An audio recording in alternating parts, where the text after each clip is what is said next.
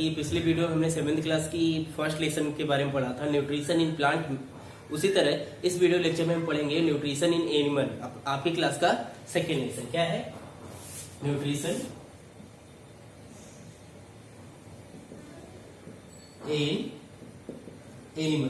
Clear? पहले nutrition in animal ये topic पढ़ने से पहले हम ये जान लेते हैं कि न्यूट्रिशन की रिक्वायरमेंट होती क्या है। देखो, हम डेली जैसे एनिमल्स की बात करें, जैसे हम डेली अलग अलग प्रकार की एक्टिविटी करते रहते हैं, दौड़ना, खाना, चलना, लिखना, पढ़ना, ये A to Z ये सारी एक्टिविटी हमारे द्वारा की जाती है। ठीक है, अब इन सारी एक्टिविटी को करने के लिए हमें एनर्जी की रिक्वायरमेंट तो होती है।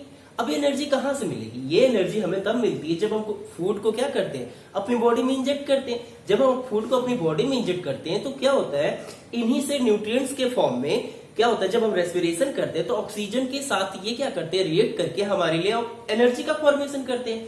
तभी जाके ये एनर्जी हमारी बॉडी को मिलती है और हमारी बॉडी क्या अलग अलग प्रकार की एक्टिविटी परफॉर्म कर पाती है। क्लियर?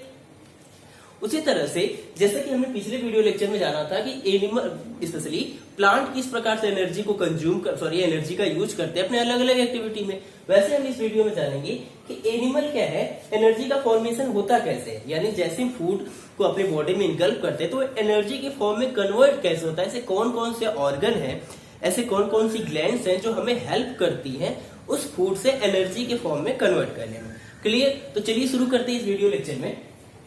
सबसे पहले हम जानते हैं न्यूट्रिशन क्या है। देखिए, न्यूट्रिशन क्या है? किसी भी एनिमल के अंदर एनर्जी प्रोवाइड करने के लिए जिन सब्सटेंस की रिक्वायरमेंट होती है उसे ही कहा जाता है न्यूट्रिएंट्स। क्लियर? उन न्यूट्रिएंट से एनर्जी के फॉर्म में कन्वर्ट करके अपनी एक्टिविटी को करना क्या कहलाता है? न्यूट्रिशन कहलाता है। ठीक है, तो देखिए न्यूट्रिशन की बात कर रहे थे। न्यूट्रिशन के लिए अलग अलग जो जितने भी एनिमल होते हैं सबकी फूड इनगल्फिंग का जो प्रोसेस है, जो वेज है, वो सारे अलग अलग होते हैं। जैसे हमें पता है कि जो बर्ड्स है वो क्या करेंगे, वो इंसेक्ट्स को क्या करती हैं, उन्हें स्वेलो करके खाती हैं, वो अपने बेक्स के द्वारा खाती है। हम क्या करते हैं, अपने हैंड के द्वारा बॉडी के अंदर फूड को इंजेक्ट करते हैं।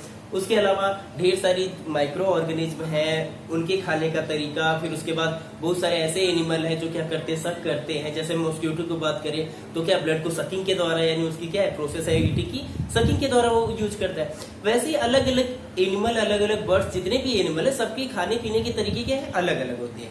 ये जो आपके सामने ये जो चार्ट दिख रहा है, इसमें क्या करना है, आपको ध्यान से पढ़ना है और बताना है कि किसके खाने का जो तरीका है वो कैसा है। क्लियर?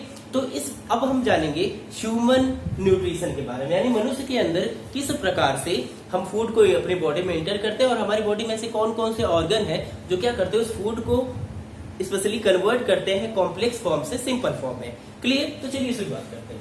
हम जानेंगे सबसे पहले ह्यूमन डाइजेस्टिव सिस्टम की बात कर रहे हैं। इसके बारे में ह्यूमन डाइजेस्टिव सिस्टम की बात करते हैं। क्लियर? देखो, ह्यूमन डाइजेस्टिव सिस्टम यानी कि हम उन सभी ऑर्गन्स के बारे में जानने वाले हैं जो हमारे फूड को डाइजेस्ट करके सिंपल फॉर्म में कन्वर्ट करके हमारे लिए एनर्जी बनाने का काम करते हैं। तो शुरुआत करते हैं, जो ह्यूमन डाइजेस्टिव सिस्टम है इसे दो पार्ट में डिवाइड किया गया। कितने पार्ट में? दो पार्ट में डिवाइड किया गया। एक तो वो सारे ऑर्गन्स होते हैं, यानी पहले पार्ट में हम उन सभी ऑर्गन्स के बारे में पढ़ेंगे जो क्या करते हैं, इंक्लूड होते हैं डाइजेशन में। ठीक है भाई, सारे ऑर्गन्स कौन कौन से हैं। फिर इसके अलावा कुछ ऐसी ग्लैंड्स भी होती हैं। क्या होती हैं? कुछ ग्लैंड्स भी होती हैं जो क्या करती हैं, डाइजेशन में हेल्प करती हैं। क्लियर? जैसे अगर ऑर्गन्स की बात की जाए तो इनमें हम पढ़ेंगे स्पेशली टीथ के बारे में। क्लियर? टंग के बारे में। इसके अलावा कुछ जैसे एसोफेगस है, एसोफेगस के बाद फिर हम पढ़ेंगे स्टमक के बारे में। स्टमक के बाद हम पढ़ेंगे स्मॉल इंटेस्टाइन के बारे में। स्मॉल इंटेस्टाइन के बाद फिर हम पढ़ेंगे लार्ज इंटेस्टाइन के बारे में।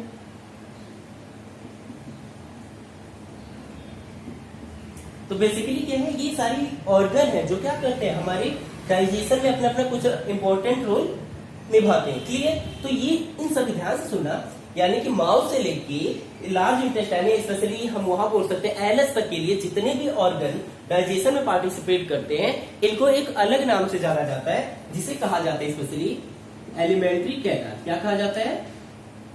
एलिमेंट्री कैनाल के नाम से जाना जाता है। किस नाम से? एलिमेंट्री कैनाल के नाम से जाना जाता है। क्लियर? उसी तरह यानी कहने का मतलब एलिमेंट्री कैनाल क्या है? वे सारे क्या है? ऑर्गन्स है जो क्या करते हैं? पार्टिसिपेट करते हैं। कहां पे? डाइजेशन में। क्लियर? इसके अलावा अगर बात की जाए कुछ ग्लैंड्स भी होते हैं। टोटल 3 ग्लैंड्स है जो क्या करते हैं? हमारे डाइजेशन में हेल्प करते हैं। वो कौन कौन सी ग्लैंड है? ध्यान से सुनिए। पहली जो ग्लैंड है उसका नाम है सैलिवरी ग्लैंड। कौन सी ग्लैंड है? Salivary gland. ठीक है। सैलिवरी ग्लैंड के बाद जो दूसरी ग्लैंड है उसका नाम है लीवर। लीवर के बारे में जानेंगे। सैलिवरी ग्लैंड वही ग्लैंड जहां से क्या है? माउथ में जो सैलिवा सेक्रेट होती है इसे क्या कहते हैं? सैलिवरी ग्लैंड के द्वारा होती है। फिर हम पढ़ेंगे लीवर के बारे में। एक और ग्लैंड है जिनका नाम है पैनक्रियाज। क्या नाम है? पैनक्रियाज के बारे में। तो बेसिकली ये 3 प्रकार के ऐसे ग्लैंड्स हैं जो क्या करती हैं? हेल्प करते हैं, कुछ एंजाइम का सेक्रेशन करते हैं जो हमारे डाइजेशन में हेल्प करता है। तो अब हम हमारे सिलेबस के अकॉर्डिंग हम इनके बारे में एक एक करके पढ़ने वाले हैं। क्लियर? तो ध्यान से देखिए। सबसे पहले पढ़ते हैं एलिमेंट्री कैनाल के बारे में। एलिमेंट्री कैनाल का जो फर्स्ट ऑर्गन है जिसे हम स्पेशली बोल सकते हैं माउथ। क्या कर सकते हैं? माउथ। यानी माउथ के अंदर ही हम क्या क्या पढ़ेंगे? हम टीथ के बारे में पढ़ेंगे और टंग के बारे में पढ़ेंगे। क्लियर? इन दोनों चीजों को हम माउथ के अंतर्गत पढ़ने वाले हैं। क्लियर? अच्छा ध्यान से सुनना। माउथ के लिए यानी कि माउथ है क्या? सबसे पहले देखिए तो जो फ्रंट में दिख रहा है लिप्स होते हैं। लिप्स के बाद थोड़ी सी इनसाइड अगर बात करें तो अपर जॉ और लोअर जॉ होता है। ठीक है। ऊपर से जो पैलेट्स होते हैं यानी 2 पैलेट्स होते हैं। अपर वाला हार्ड होता है, नीचे वाला सॉफ्ट होता है। जैसे माउथ ओपन करते हैं तो बीच में क्या है कि स्पेस बनता है ना, इसे कहा जाता है माउथ कैविटी। इसे स्पेसिफिक साइंटिफिक नेम दिया गया है बकल कैविटी के नाम से जानते हैं। किस नाम से जानते हैं? Buccal cavity. क्या कहा जाता है इन्हें? बकल कैविटी के नाम से जाना जाता है। क्लियर? ये तो होगी बकल कैविटी आपकी। अच्छा अब इसके बाद ध्यान सुनो। इसमें हम 3 प्रकार की कैविटी जो अपने वीडियो लेक्चर में सामने आने वाली थे एक बार जान लेते हैं उनके बारे में। ये तो होगी पैलेट्स के बीच में जो स्पेस बनता है इसे तो कहा जाता है बकल कैविटी। क्लियर? उसके बाद देखेंगे ये जो अपनी चेस्ट है, चेस्ट में जो रिब केज है इनके बीच में जो स्पेसेस होता है इसे कहा जाता है चेस्ट कैविटी। और स्पेसिफिकली इसे साइंस में कहा जाता है, यानी बायोलॉजी के टर्म में हम बात करें इसे कहा जाता है थोरैसिक कैविटी। कौन सी कैविटी? Thoracic cavity. क्लियर? ये तो होगी आपकी थोरैसिक कैविटी। इसके अलावा जो तीसरी कैविटी है इन थोरैसिक कैविटी के बाद यहाँ लास्ट में होता है डायफ्रैगम। डायफ्रैगम के बाद जहां पे अपना स्टमक सिचुएटेड है इसे कहा जाता है एब्डोमिनल कैविटी। क्या कहा जाता है? Abdominal cavity. इसका नाम क्या है? Abdominal cavity. क्लियर? इन 3 चीजों के बारे में हम अपने आगे डिस्कस करने वाले। तो शुरुआत करते हैं माउथ के बारे में। तो माउथ कहां पे है? यानी हम बकल कैविटी के बारे में पढ़ने वाले हैं। बकल कैविटी में हमें 2 चीजों के बारे में स्पेशली पढ़ना है। सबसे पहले हम पढ़ेंगे टीथ के बारे में। टीथ किस प्रकार से हेल्प करते हैं हमारे डाइजेशन में। बात की जाए तो टीथ का ही सबसे पहला वो इंपॉर्टेंट रोल होता है जो हमारे क्या करता है? हमारे फूड को सिंपल फॉर्म में कन्वर्ट करना शुरू कर देता है। जैसे मान लो कोई पीस ऑफ ब्रेड या जो भी चपातीज वगैरह आप तोड़ के अपने मुंह में इनगल्प करते हो तो दांतों के द्वारा ही क्या किया जाता है? उनका मस्टिकेशन किया जाता है। क्या किया जाता है? मस्टिकेशन किया जाता है। मस्टिकेशन मतलब उसे क्या करते हैं? हम दांतों से चबा चबा के उसे एक कॉम्प्लेक्स यानी क्या कॉम्प्लेक्स फॉर्म में था उसे सिंपल फॉर्म में कन्वर्ट करना शुरू कर देते हैं। यानी जो टीथ का सबसे स्पेसिफिक काम है वो है मस्टिकेशन करना। इंक्लूडिंग क्या है? टंग भी उसमें हेल्प करती है। तो जानेंगे कैसे? देखो टीथ के बारे में जानते हैं। टीथ देखो जैसे ही एक बच्चे का जन्म होता है वो 6-7 महीने का होता है तो दांत आने शुरू हो जाते हैं। छोटे बच्चे होते हैं ना, बिल्कुल देखा होगा। तो जैसे वो क्या करते हैं मतलब घर वाले क्या करते हैं? माउथ में उंगली डाल के बाबू काट, बच्चा काट, ऐसी बातें चलती रहती हैं। ठीक है। अब होता क्या है कि जैसे जैसे जो शुरुआती में जो मतलब हमारी पूरी लाइफ में अगर बात की जाए तो टीथ के 2 सेट्स आते हैं। कितने आते हैं? 2 सेट्स आते हैं। एक तो होता है मिल्की टीथ और मिल्की टीथ को ही स्पेशली डेसिडियस टीथ के नाम से जाना जाता है। क्लियर? और जैसे ही 7-8 साल तक जाते जाते जैसे ही बच्चे की उम्र 7-8 साल होती है तब तक क्या होती है? जितने भी मिल्की टीथ होते हैं पूरी तरह से फॉल हो जाते हैं। ठीक है। इनकी जगह पे जो दूसरे सेट ऑफ टीथ आते हैं उन्हें कहा जाता है परमानेंट टीथ। क्या कहा जाता है?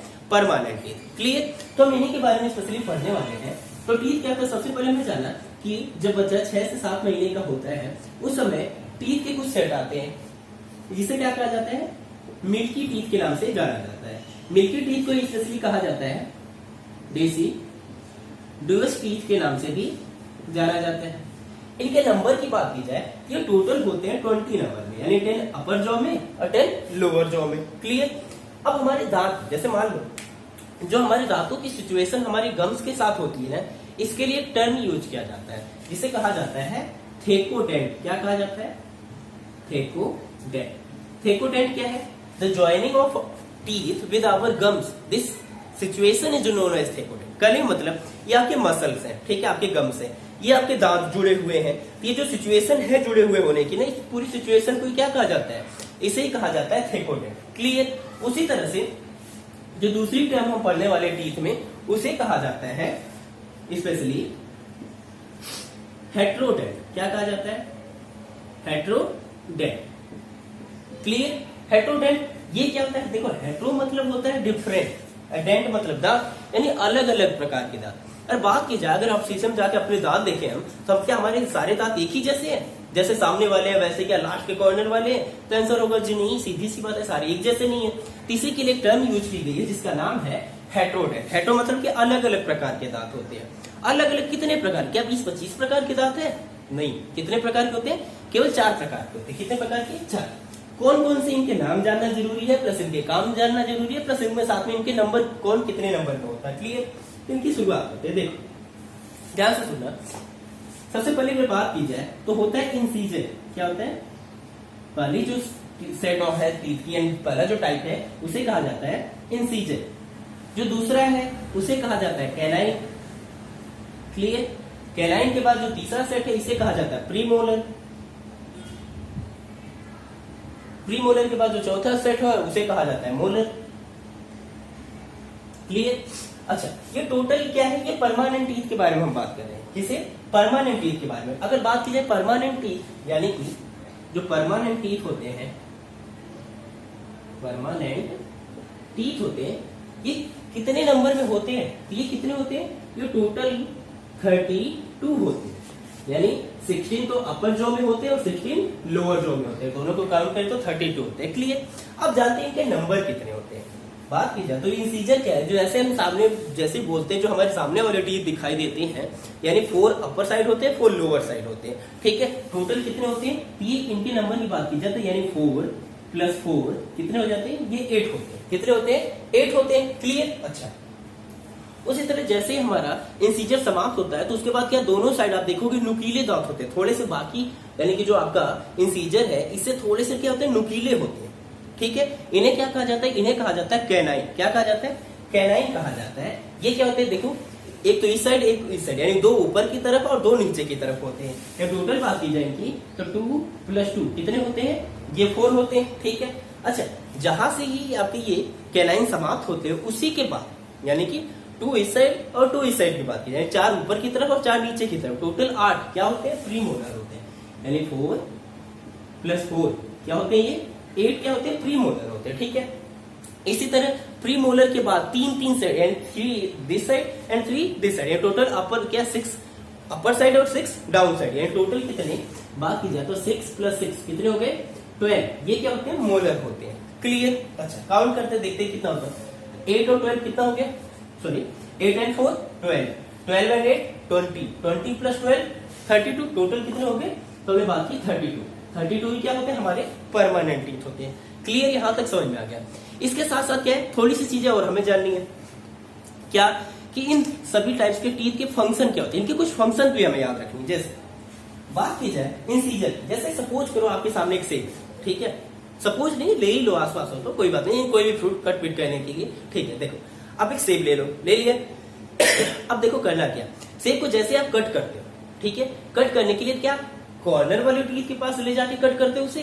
तो आंसर है नहीं। क्या है, सामने वाले दांत सेब काटे, जैसे कोई भी चीज है उसे काटे दें तो हम सामने वाले टीथ से ही कट करते हैं। यानी यहां से हम अंदाजा लगा सकते हैं जो इंसीजर होता है इसका काम क्या है, इसका काम क्या है, कटिंग का। इस चीज का कटिंग, यानी किसी भी चीज को कट करने के लिए किसका हेल्प लिया जाता है, इंसीजर। या इसे हम कटिंग के लिए या फिर बाइटिंग के लिए भी बोल सकते हैं। मतलब कि कोई किसी को काट लेता है भी तो उसे बाइटिंग बोला जाता है, कोई चीज काट के खाते हैं या कोई चीज काट के तोड़ देते हैं ऐसे कुछ, तो उसे कहा जाता है कटिंग। बट जैसे आपकी लैंग्वेज में क्या बोलते हैं, अलग अलग लैंग्वेज में अलग अलग चीजें, भटका बोल लेना, वो क्या है, वो क्या है, उसे बाइटिंग कहते हैं। क्लियर?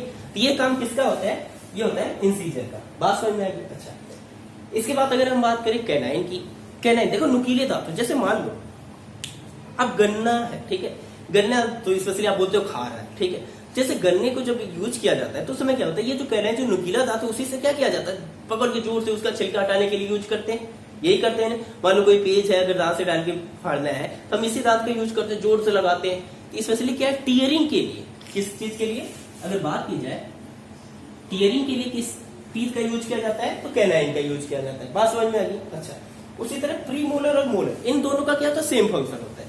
सेम फंक्शन मतलब किसी चीज को ब्रेक करना है, ब्रेक करने के लिए किसका यूज किया जाता है, इन दोनों का यूज किया जाता है। यानी देखो, मान लो कोई भी एक बड़ी सी चीज है, थोड़ी सी अगर सॉलिड है, सामने से अगर कट नहीं रही तो हम क्या करते हैं, अगर छोटी है तो उसे कॉर्नर के पास ले जाके जोर से दबाते हैं, दबा के उसे ब्रेक करने की कोशिश करते हैं। ठीक है, स्पेशली क्या होता है, इनका काम ब्रेकिंग का है। तो इसके लिए टर्म यूज की जाती है ग्राइंडिंग का।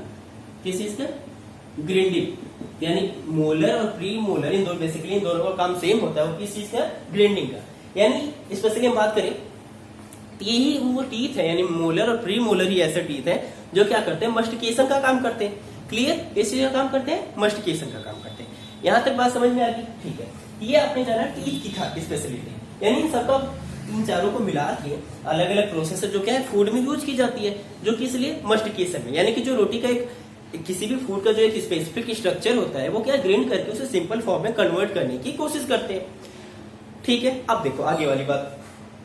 अब क्या जाना है, अब हम जानेंगे टंग के बारे में। क्लियर, तो ध्यान से देखिए, एक रफ डायग्राम बनाया जाता है यहाँ पे टंग के। बात कर रहे थे टंग के बारे में, तो ध्यान से देखिए, जो टंग होता है ना, उसकी मतलब एक ये रफ स्केच बनाया गया है, तो ध्यान से देखते हैं, पढ़ते अपने टंग के बारे में। अब देखो टंग में क्या होता है, स्पेशली टंग से हम अलग अलग प्रकार के डिफरेंट टेस्ट के बारे में जानते हैं। सोचो, सुबह उठते ही जो दूध पी रहे हो, या फिर बहुत सारे लोग आप में से चाय पी रहे होंगे, मीठा है, आज बहुत ज्यादा मीठी बनी है, ऐसी सारी फीलिंग आती है, नहीं आती, आती है ना। तो कब से आती, क्यों आती है, ऐसा कौन सा ऑर्गन है जिससे हमें पता चलता है किस चीज का टेस्ट कैसा है, तो ऑर्गन कौन सा है, टंग है। क्लियर, ये तो समझ में आ गया।